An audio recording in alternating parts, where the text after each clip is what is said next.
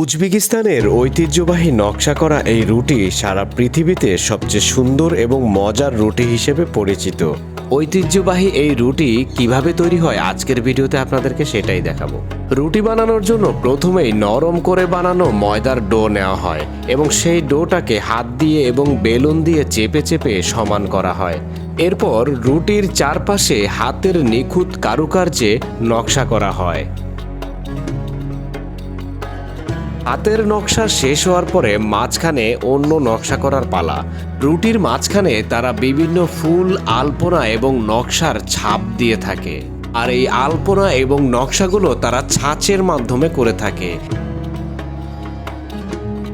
উজবেকিস্তানের ঐতিহ্যবাহী নকশা করা এই রুটিগুলো সারা পৃথিবীতে এর নকশা বা সৌন্দর্যের জন্যই পরিচিত। হাতের এবং ছাঁচের নকশা শেষ হওয়ার পরে ব্লেড দিয়ে রুটিগুলোকে কেটে কেটে বিভিন্ন ডিজাইন করা হয় এবং এই রুটির উপরে ছিটিয়ে দেওয়া হয় সাদা তিল। কিছু কিছু রুটিতে দেওয়া হয় কালো কিশমিশ।